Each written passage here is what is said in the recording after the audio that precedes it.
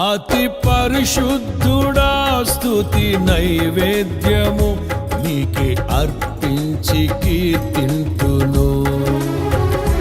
నీవు నా పక్షమై నన్ను దీవించగా, నీవు నా తోడువై నన్ను నడిపించగా, జీవింతును నీ కోసమే ఆశ్రయమైన నా యేసయ్యా.